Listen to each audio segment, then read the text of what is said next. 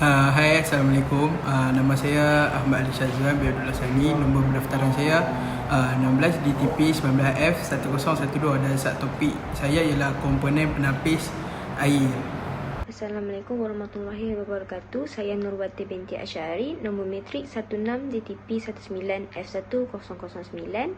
Assalamualaikum warahmatullahi wabarakatuh. Nama saya Muhammad Amirul Aiman bin Kashfi. Saya daripada kelas DTP 4A. Nombor matrik saya ialah 16 DTP 19F1022.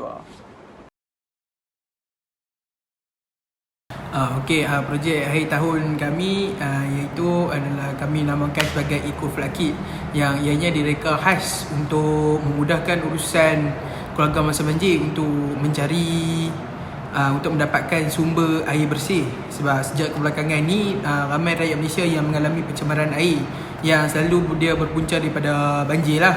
Lepas tu sehingga menjejaskan sumber air bersih mereka untuk mencuci baju ataupun untuk membasuh-basuh barang mereka. Lepas tu penapis air ni dia dapat menghilangkan kekotoran daripada air yang melalui satu dan beberapa halangan fizikal yang halus seperti yang kami bubuh tu, batu kelikir, arang serta pasir sungai, dengan menggunakan yang bahan yang mudah cari lah, seperti saya sebut tadi. Lepas tu penapis ni dia membersihkan air pada takat yang berbeza untuk memastikan air tersebut dapat digunakan untuk kegunaan harian masa-masa banjir itu. Hari ini saya akan menerangkan tentang objektif, penyertaan masalah dan skop projek. Objektif kami yang pertama adalah mereka bentuk mesin penapis air Eco Flood Kit. Yang kedua, menghasilkan mesin penapis air Eco Flood Kit. Penyertaan masalah. Yang pertama, bekalan air bersih sukar diperolehi kerana banjir atau air bersih yang terhad di kawasan kampung Tasik Junjung. Yang kedua, berisiko mendapatkan penyakit seperti demam, cerit birit dan penyakit kulit berdasarkan sumber dari myhealth.gov.my. Yang ketiga, mengeluarkan kos yang tinggi untuk mendapatkan sumber air bersih untuk penggunaan harian seperti mandi dan mengambil masa yang lama sementara menunggu tangki lori air bersih. Skop projek. Skop projek kami yang pertama ialah kegunaan Eco Flood Kit untuk kegunaan harian bagi satu keluarga di kawasan Tasik Junjung yang mengalami banjir paras lutut. Yang kedua, Eco Flood Kit ini menggunakan air banjir untuk menapis air untuk dijadikan air bersih. Yang ketiga, Eco Flood Kit ini mudah dibuka dan dipasang di mana-mana. Saya akan menerangkan tentang kajian literature. Tujuan kajian literature ialah untuk menjelaskan kajian yang akan dijalankan berdasarkan maklumat dan pengetahuan tepat tentang hubung kait isu yang dah dikaji. Jadi isu yang dah dikaji oleh kami ialah banjir kecil yang berlaku di daerah-daerah negeri yang tertentu. Bencana banjir pada masa kini kian meruncing seperti di kawasan Tasik Junjung yang menyebabkan kawasan itu banjir kilat dan menyebabkan 31 penduduk di situ dipindahkan ke pusat pemindahan sementara Masjid Tasik Junjung yang dikeluarkan oleh berita dari Harian Metro. Pencemaran air banjir yang terjadi di kawasan ini telah membuka mata kami bagi merancang serta menghasilkan satu penapis air yang mampu berfungsi untuk menapis air banjir dan sungai yang mempunyai kotoran dan dapat mengurangkan masalah pencemaran air. Oleh itu, adalah diharapkan dengan penghasilannya penapis air ini dapat mengurangkan pencemaran air yang berlaku disebabkan oleh banjir. Dalam sat topik saya iaitu komponen penapis air, saya telah mendapati bahawa saya telah menganalisis bahawa terdapat tiga bahan semula jadi yang mampu untuk digunakan. Yang pertama ialah arang. Arang boleh digunakan untuk membuat pembuatan penapis air. Kerana apa? Kerana arang ni dia bagus digunakan dalam penapis air. Terutamanya ialah arang tempurung. Kerana arang tempurung ni dia terdapat banyak karbon yang mampu untuk menghilangkan bau-bau busuk ataupun bau hanyir di dalam air. Lepas tu penapis air ni dia boleh dibuat secara DIY di rumah, sebab untuk mencari arang ni sangat senang. Lepas tu dia gunakan konsep Go Green. Itu kebanyakan bahan yang diperlukan untuk membina penapis air ni dia boleh didapati daripada bahan kita semula ya. Contoh macam kita menggunakan arang tempurung tu, kita boleh ambil balik arang tempurung dan dijadikan sebagai penapis air kita. Sebab cara dia ialah arang ni dia mestilah dia dipecahkan dalam ketulan yang kecil. Lepas tu dia diletakkan di lapisan yang paling terakhir, di bawah sekali dalam penapis air tersebut. Kerana air yang ditapis itu dia akan menghilangkan bau hanyir ataupun bau busuk daripada kesan daripada banjir, air banjir itu. Yang seterusnya ialah yang kedua ialah batu kerikil. Batu kerikil ni dia fungsi dia untuk dalam proses penapisan air ni, dia menguraikan zat kotor ataupun yang padat tanpa menghilangkan nilai nutrisi pada air itu. Dan penggunaan batu kerikil ni juga akan membantu menyaring zarah besar, unsur-unsur yang tidak perlu di dalam air. Contohnya bila air banjir ni, macam kita tahu lah, dalam air banjir ni ada keledak-keledak, ada pasir, ada lumpur. So batu kerikil ni fungsi dia untuk menapiskan bahan-bahan zarah yang agak besar untuk ditapiskan ke next level. Okey, yang terakhir dalam proses komponen penapisan air ni ialah pasir silika. Pasir silika ni dia macam fungsi dia sama je dengan batu kerikil, tapi versi yang agak kecil lah, supaya pasir silika ni dia dapat mampu mentapis zarah-zarah yang lebih kecil daripada batu kerikil. So maksud dia, selepas batu kerikil tu dah tapis dah zarah-zarah yang besar seperti lumut, pasir apa semua tu, seterusnya dia akan ke pasir silika. Pasir silika tu dia akan fully akan tapis zarah-zarah yang lagi kecil, supaya air itu akan diturunkan dalam keadaan yang bersih. Lepas tu dia berfungsi untuk menggunakan pembejai yang telah bergantung pada air. Lepas tu pasir silika ni dia sesuai sebab bentuk dia kecil-kecil, so dia dapat mampu untuk tapiskan zarah-zarah yang kotoran yang lebih kecil, supaya air itu lebih bersih dan dijamin untuk boleh digunakan. Seterusnya, subtopik nilai pH. Yang pertama, nilai pH merupakan indeks kealkalan atau keasidan yang penting. Parameter ini dapat mengesan kandungan asid atau base daripada bahan galian dan organik dalam air sungai. Ia digunakan untuk mengenal pasti sama ada air sungai tersebut dalam keadaan berasid ataupun beralkali, dengan mengukur kepekatan ion-ion hidrogen yang terdapat di dalam air tersebut. Yang kedua, dilihat nilai pH adalah di antara 0 hingga 14. Nilai pH 7 menunjukkan sifat yang neutral, iaitu baik. Nilai pH kurang daripada 7 menandakan air sungai bersifat asid. Seterusnya, jika bacaan nilai pH melebihi 7, air sungai tersebut bersifat alkali.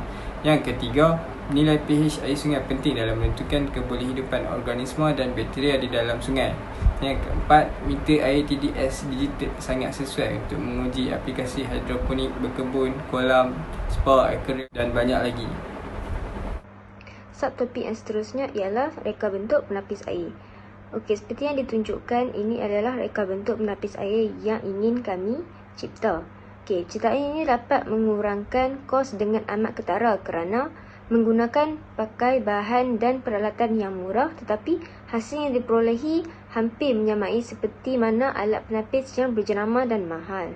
Seterusnya, ia juga digunakan pakai untuk kegunaan memerlukan air yang bersih. Ia juga digunakan untuk kandungan bahan terhadap dalam air yang rendah dan juga menyelesaikan masalah air yang keruh, berkeladak dan kemerahan. Selain itu, ia juga merupakan ciptaan yang berkonsepkan mesra alam dan hijau kerana penapis yang digunakan boleh dibasuh dan dipakai semula. Ianya mudah dibawa ke mana sahaja, terutamanya untuk kegiatan luar atau untuk mengembara kerana boleh dibuka pasang. Selain itu, ianya lebih memudah dan menjimatkan kerana kos bahan adalah murah dan senang untuk diperolehi. Selain daripada itu, ia juga lebih efektif kerana tidak memerlukan kemahiran yang tinggi untuk membuat, memasang dan menyenggara peralatan. Okey, di sini adalah ditunjukkan carta alih, iaitu flowchart dan juga Gantt chart kami. Okey, di sebelah kiri ini adalah carta alih proses pembuatan EcoFloat Kit untuk memudahkan serta menjelaskan perjalanan pembuatan EcoFloat Kit. Carta alih kami bermula dengan mereka bentuk software Inventor dan membeli bahan. Seterusnya, proses mengukur, mencuci serta memotong bahan projek. Kemudian memasang ke semua bahagian projek dan uji ketahanan dan kebocoran. Jika mengalami masalah, kami akan patah semula kepada proses mengukur, mencuci serta memotong bahan projek dan memasang semula bahagian projek. Jika berjaya, kami akan teruskan membuat fabrikasi dan akhirnya tamat. Di sebelah kanan pula menunjukkan carta jadual projek, iaitu Gantt chart. Carta Gantt chart disediakan bagi menunjukkan pelaksanaan yang dilakukan semasa projek satu. Cartagan merupakan satu teknik perjadualan bagi aktiviti projek yang dijalankan pada setiap minggu beserta tempoh masa pelaksanaannya. Selain daripada itu juga, tujuan cartagan adalah untuk membandingkan tempoh masa yang dirancang dan jangka masa sebenar yang diambil untuk melaksanakan projek.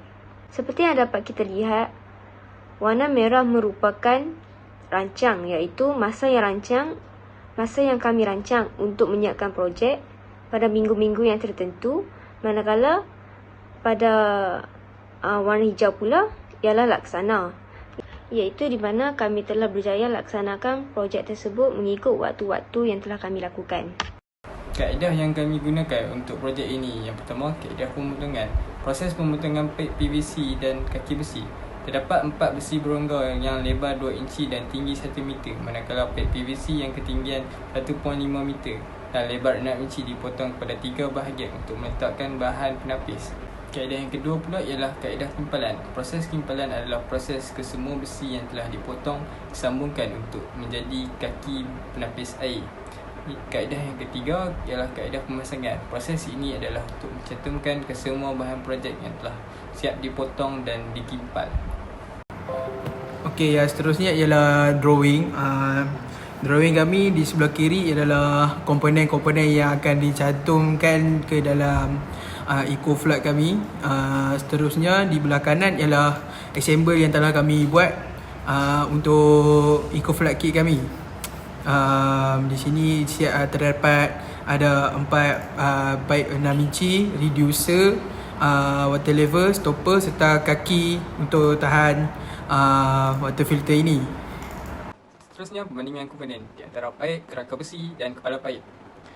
Pipe PVC dan pipe bergalvani.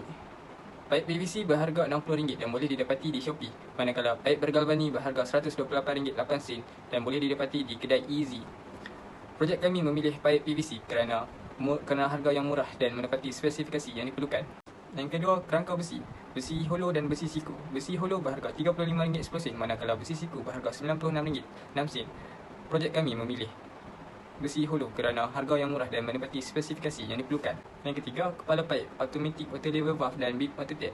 Automatic water level valve berharga RM20 dan boleh didapati di Shopee. Bib water tap berharga RM9.90 dan boleh didapati di Shopee. Projek kami memilih kepala pipe automatic water level valve kerana menepati spesifikasi yang diperlukan untuk membuat penapis air EcoFlood kit. Seterusnya ialah kewangan, iaitu jumlah kos yang dikeluarkan untuk menghasilkan EcoFlood kit. Okey, di sebelah kanan kita dapat lihat bahan-bahan yang diperlukan untuk membuat EcoFlood kit. Yang pertama adalah pipe PVC 6 in berpanjang 1.5 yang harganya adalah RM60. Kedua adalah reducer dan ketiga adalah reducer yang berharga RM10. Yang keempat adalah pasir 2 kg yang berharga RM4. Kelima, batu kerikil 2 kg berharga RM4. Yang keenam, arang 2 kg berharga RM4. Yang seterusnya adalah besi yang berharga RM150. Seterusnya, automatic water level yang berharga RM20. Yang kesembilan adalah baldi yang berharga RM5 dan stopper berharga RM20, kain canvas berharga RM20, roda berharga RM20. Total kesemua adalah RM327. Yang di bawah pula adalah kos servis. Kos servis yang kami letak adalah kos sewa tapak dan juga kos elektrik yang berjumlah RM318. Dicampur kos bahan dan kos servis adalah berjumlah RM925. Jadi kami meletakkan harga bagi mesin EcoFlood kit ini adalah kos jualan sebanyak RM1,156.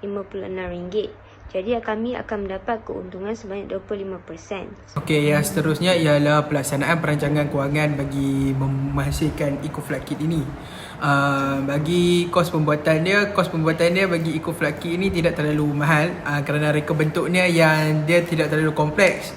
Lepas tu harganya yang telah kami totalkan untuk membeli semua bahan ni ialah RM327 saja. Lepas tu reka bentuk dia sederhana dan memenuhi kehendak untuk membantu masa-masa banjir kerana mudah kerana bahan-bahan yang diperlukan ni dia sangat mudah untuk didapati di kedai runcit ataupun di mana-mana hardware untuk membuatnya, ataupun boleh dibeli secara atas talian. Bahan seperti besi juga mudah didapati dengan harga yang murah. Tu seterusnya ialah kos servis yang terlibat adalah kos minyak kenderaan, kos tapak sewa dan juga kos elektrik yang telah kami kira-kira semuanya dalam total RM318. Manakala bagi kos servis bagi minyak kenderaan murah kerana kenderaan dikongsi ketika membeli bahan-bahan yang diinginkan, serta kami telah membuat list untuk pergi membeli dalam satu hari saja. Kesimpulannya, penapis air ke float tube ini mampu menapis air banjir dengan baik, dan penapis air ini sangat mudah alih kerana ia senang dibawa ke mana saja. Penapis air ini boleh membantu mangsa banjir untuk mendapatkan bekalan air bersih.